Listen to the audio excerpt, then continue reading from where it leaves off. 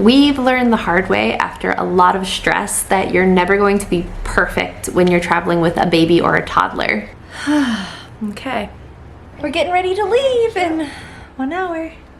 I want the airplane. Yeah, ready to go in the airplane. I'm gonna show you what our really long travel day looks like today, the good, the bad, how we're doing toddler naps with our 2-year-old on a long haul flight, and how we're spending a 7-hour layover with him. And hopefully you can avoid some of our big mistakes, especially this one involving our stroller that I am especially kicking myself over. Today, we're taking him on a more than 24-hour travel day, which is the longest that we've ever done with him. He's 2 years old now, and we'll be flying from Vancouver, BC in Canada to Manila in the Philippines on Philippines Airlines, and that will take 14 hours, and then we're gonna have a 7-hour layover in Manila, followed by another 4-hour flight to Singapore. And then we'll be in Singapore for 1 week before moving on to Indonesia, where we're actually gonna be living for 4 months, while my husband does a really cool scientific research project in Raja Ampat, Indonesia. We'll be living as a little family of 3 on a remote island there, and I'll be making some videos about that experience as well. So to prepare for today's crazy journey, I actually started the packing process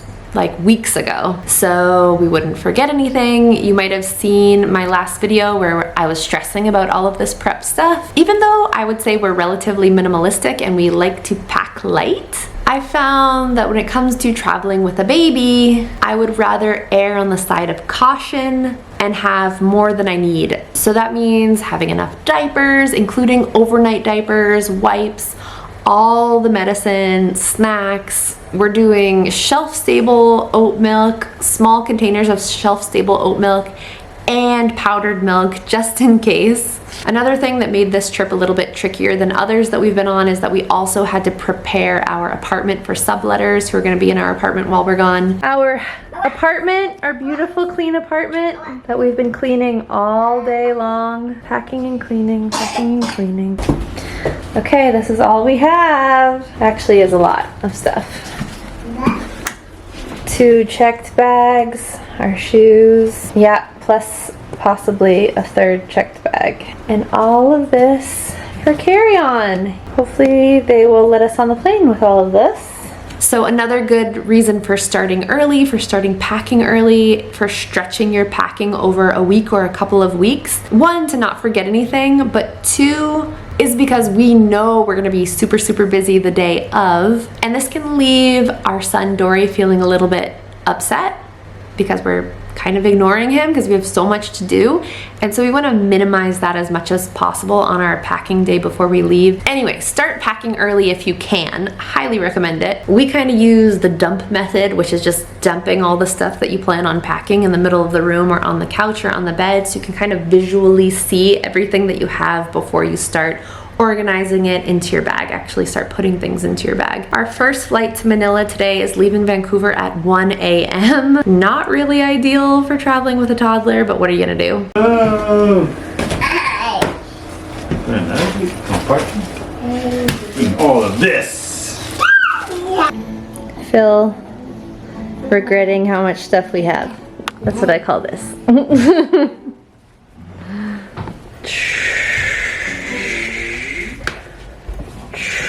We're going for a long time. Also, my gear takes a lot of space. Whoa. Dory, what are you doing? Okay. 1, 2, Okay, it's happening. Jonathan and Yasmin are here to pick us up and take us to the airport. So this is it, saying goodbye to our apartment. Kind of sad. Not gonna see it for 4 months. Here we go. Feeling anxious. Bye, espresso machine. I love you. Halloween. You have your pumpkin. It's because we're commemorating his very first flight, which was on Halloween when he was 3 months old. Dory's up past his bedtime, so he's happy. Thank you. You feel weird, Phil? Weird. Okay, but since our flight left at 1 a.m., which is like a good 5 or 6 hours past Dory's normal bedtime, we were feeling a little nervous. He was a total champ. He was not whiny. He actually seemed kind of excited and seemed like he was having a good time. We were trying our best to stay in a good positive mood, which I think helps, kind of translates to him, not always, but today it seemed to be working. Phil has been stressed, and he is not a person who normally stresses. He's dealing with a lot. This project that he's working on is huge. So the project that you imagined a year ago is happening. Right now, it's happening. There's grant money and scuba diving safety reports and checks and complex government paperwork that would just blow your mind. Even as we leave for this trip today, we're leaving Vancouver heading to Singapore, we don't have our Indonesian visas finalized. The special Indonesian visas we need to be able to do research there. So basically, if we don't get these visas in the next week while we're in Singapore, we can't go to Indonesia. We're basically gonna be stuck in limbo in Singapore. So yeah, Phil is checking his email like every 5 minutes to see if our visas have come through, and it's causing us a lot of stress at this point. We've had Dory's tablet charging all day in the living room where he could see it, so he's excited to finally be able to use it. We've had this rule ever since we got his tablet when he was about 18 months old that he could only use it during transit, so only in, cars or airplanes or buses. And so far that rule has worked really well for us for this reason, because he gets super excited when he finally can use it, and he really hones in on it and spends more time using it. My turn. Your turn? I don't have a coin. Do you have a coin? I do. Yeah? Can Dory throw one? He's gonna want to do it 1,000 times, but okay, A here. little coin. Gotta make a wish. Make a wish. I would call myself a recovering perfectionist, and I feel a lot of responsibility, obviously, taking my son into potentially uncomfortable situations like flying and travel. And so naturally, I feel bad for breaking his routines and introducing uncertainty. It's not easy for a parent's heart traveling on top of everything else that we're dealing with. But after nearly 40 flights with my son, since starting when he was 3 months old, and taking him on a lot of pretty cool adventures, I think, for us at least, it is 100% worth it. Oh, I can see where we're going. We're going here. Let's go! Dory's sleepy, but he's being good. Avion. On va dans l'avion! Philippines Airlines, has to give them credit, they let kids board very first. People with families boarded the absolute first, which I thought was pretty cool. Boarding the plane, Dory said hi to the woman taking her tickets and totally unprompted said, "How are you? My 2 years old." Dory played a bit as we got settled. We ended up having the 4 seats in the middle of the plane all to ourselves. 3 of us got 4 seats, which was so cool. It was really awesome on a 14-hour flight to have that extra seat, so helpful. And then he fell asleep immediately during takeoff because he was just so exhausted that by that point, 1 a.m. for him to be kept up so far past his bedtime. He was so tired, just curled up in his seat like that. He kind of laid on my leg and fell asleep. I made his bed a little cozier with airline pillows and blankets, and then we created this canopy using one of those light muslin baby blankets, just kind of tucked it into the headrest of the seat and then into the tray tables. His blanket and his binky, his pacifier, and having a little bit of milk are kind of major sleep cues for him. If you're also a parent who still uses pacifiers past 2 years old and your kid has a blankie and a tablet, you might have experienced some of the judgment that I have, but these things work, and you have to do what you have to do on a travel day. We also had a blow-up footrest at his feet. Some airlines don't allow this, but I, on our last couple flights, have just kind of blown it up secretly. So I actually don't know if you're allowed to use these on the airlines that we've flown, but I've blown them up after, we were up in the air and the lights were off. I'm not really sure how long he slept like this, but I managed to rest a little bit, and I even watched a movie while he was sleeping. times are crazy, guys. This is so much different than when he was little and when he was a lap baby and I had to hold him for really long flights. But he did wake up without not having gotten enough sleep, and he was a little bit grouchy. I was pretty exhausted at this point. I would say I made kind of a big mistake watching a movie here. When your baby is sleeping, you should try to sleep on the airplane anyway, because it is really, really, really exhausting trying to take care of a toddler when you haven't slept at all. Not news to anyone watching this, I'm sure. I was struggling, but Dory eventually wore himself out and fell asleep again next to me. I sort of stretched out next to him on the seats because we had that extra seat, and tried to get some sleep. I told Phil though that my level of exhaustion this day was similar to how I felt when Dory was a newborn. The exhaustion that you feel when you aren't able to sleep because there's another human who needs you is a different kind of exhaustion than anything else. And I don't mean anything against my husband here. Phil is a huge help. It's just that sometimes babies want their moms. Just want their moms. The family friendliness of Philippines Airlines I felt was great. They even fed kids first. They brought out Dory's meal he was sleeping, but they bring out kids' meals first, which I thought was pretty cool. Deplaning is where we ran into trouble. We got off the plane and our gate-checked stroller was not there for us. Some of you may have run into this before. This is the second time this has happened to us recently. And we weren't prepared for it. So we had really, really heavy bags with us. We had a clingy toddler who hadn't slept enough. It was super hot getting off the plane in Manila. So we were just not really prepared to not have our stroller with us and like to have to walk a long distance without it.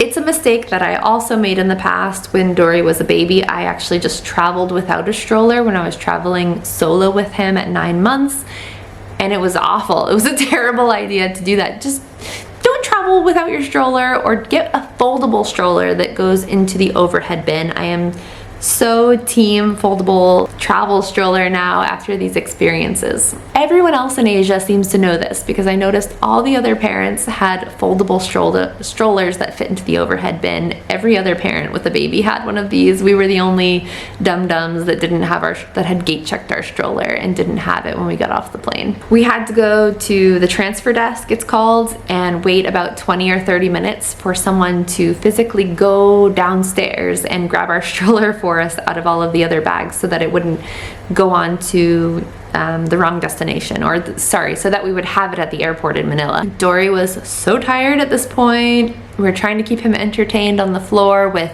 a lot of the little things that I brought him for the plane that he didn't really touch on the plane, but they came in handy on the airport floor. This is a little busy bag I put together. I made another video about this busy bag. If you're interested, check out that video. And then we had to wait in another really long security line in order to transfer in Manila, and this is where Dory just lost it. He was just so tired.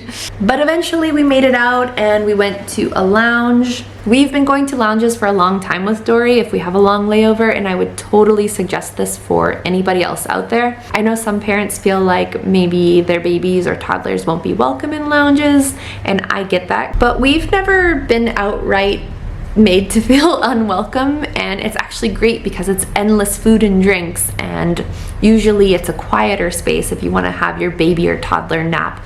Dory has napped in many a lounge. There was even a play area in one of the London, I don't remember which airport it was, but in one of the lounges in London there was a big play area for kids. Sometimes you can get free entry to them with your credit cards. On this particular 7-hour layover, Phil did some work and I held Dory and played with him and fed him, and it took a good 2.5 hours before he finally fell asleep. But he took a 3-hour nap in my arms in a very well-lit, bright lounge. I was nap trapped. My back was killing me. I had to pee so bad, but I was not moving, never moving. I had to move eventually though to catch our second flight. Our second flight was easy peasy, 4 hours to Singapore. It's really funny how everything is relative and how a 4-hour flight can seem really easy after a 14-hour flight. In some ways, it's harder though mentally because you just kind of want to be at your destination. Dory played on his tablet and then ended up falling asleep halfway into the flight. We were just all so pooped at this point. Phil fell asleep too, I fell asleep.